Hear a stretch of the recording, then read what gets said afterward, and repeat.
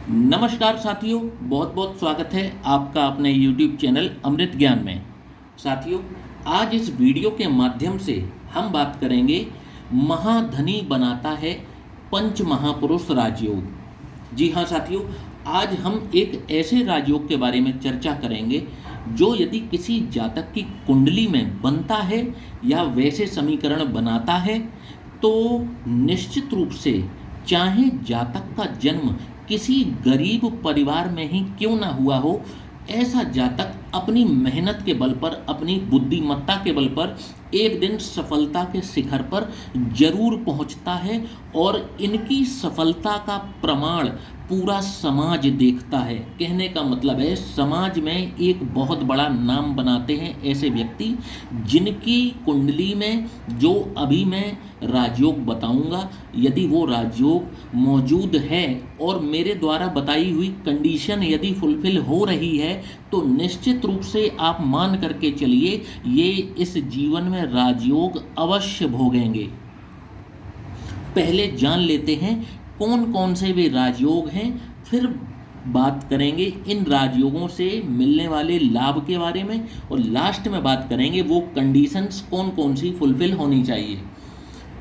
तो साथियों, एक एक करके बात कर लेते हैं। सबसे पहले आता है मंगल से रोचक योग। जी हाँ साथियों, पंच महापुरुष राजयोग ये 5 प्रकार के ही होते हैं और इनमें से मंगल से बनता है रोचक योग। अब ये कैसे बनता है, आइए देख लेते हैं। मंगल यदि मेष राशि में हो, वृश्चिक राशि में हो और मकर राशि में हो, इन तीनों राशियों में से किसी भी राशि में मंगल हो, और मंगल कहाँ हो, केंद्र के इन 4 भावों में से किसी भी भाव में मंगल यदि विराजमान हैं तो ये रोचक नामक पंच महापुरुष राजयोग का निर्माण हो जाता है।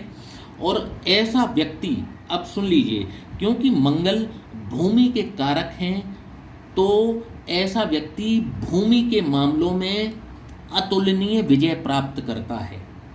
जब भी ऐसे व्यक्ति को मंगल की महादशा प्राप्त होती है, अचानक से चाहे ये फर्श पर ही क्यों ना हो, ये अर्श पर जाना शुरू कर देते हैं और मंगल की महादशा समाप्त होते होते ये धन धान्य से, भूमि भवन, हर चीज से, वाहनों से ये परिपूर्ण हो जाते हैं और इनके जीवन में किसी भी प्रकार की कोई कमी नहीं रह जाती।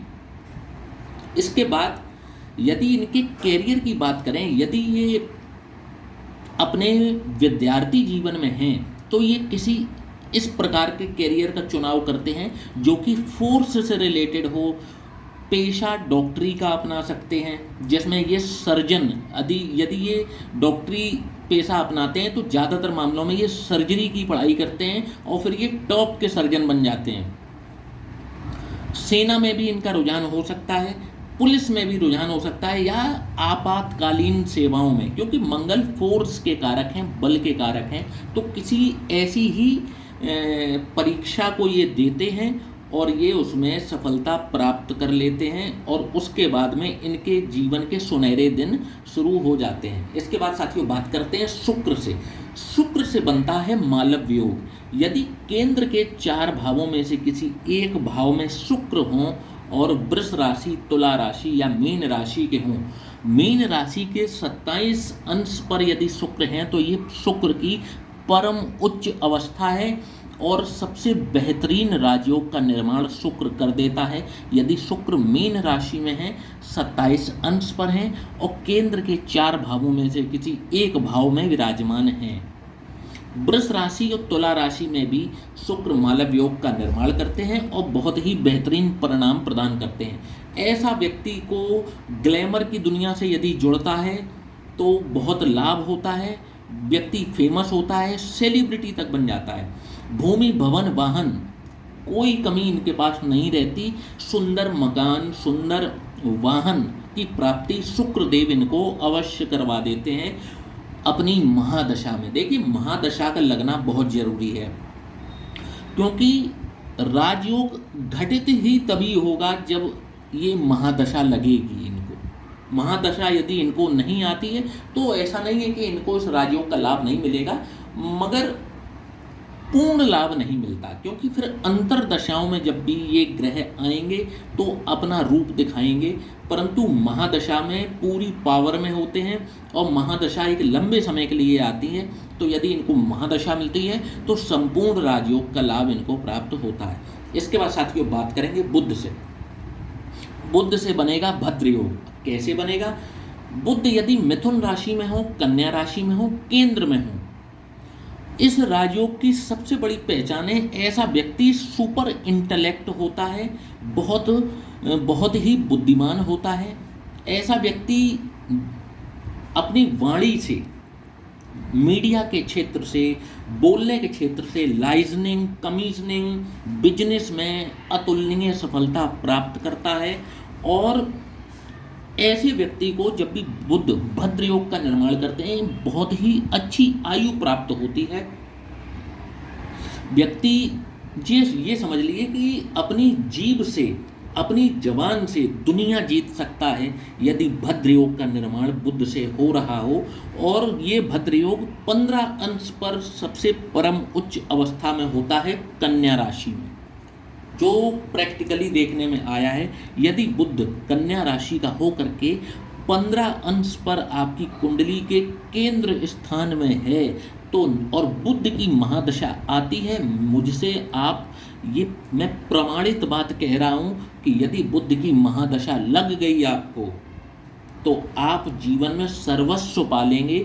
जितने भी भौतिक जगत की वस्तुएं हैं वो आपके सामने छोटी पड़ जाएंगी जब भी ये राजयोग घटित होगा, और आप सब कुछ पाएंगे। मल्टी मिलियनियर, बिलियनियर बना देता है। इसके बाद साथियों बात करेंगे शनि। शनि से बनता है शश योग। शनि देव जब भी मकर राशि, कुंभ राशि, तुला राशि के हो करके केंद्र भाव में विराजमान हों तो इस राजयोग का निर्माण हो जाता है। और इस राजयोग में जब भी व्यक्ति को महादशा लगती है, ऐसा व्यक्ति यदि सरकारी क्षेत्र में नौकरी प्राप्त करना चाहे तो ऐसा व्यक्ति जज बन सकता है, ऐसा व्यक्ति टॉप का लॉयर बन सकता है, या किसी भी न्याय के क्षेत्र से जुड़ करके कार्य कर सकता है। यदि ये बिजनेस करते हैं तो कंस्ट्रक्शन के क्षेत्र में, बिल्डिंग मटेरियल के क्षेत्र में, या फिर शनि की वस्तुएं जैसे ऑयल है, केमिकल्स हैं, इनसे संबंधित जुड़ करके जब भी कार्य शुरू करता है तो बस वो शुरू करता है, फिर वो किस लेवल पे जाएगा वो शनिदेव डिसाइड कर देते हैं। मतलब इसकी कोई लिमिट नहीं है।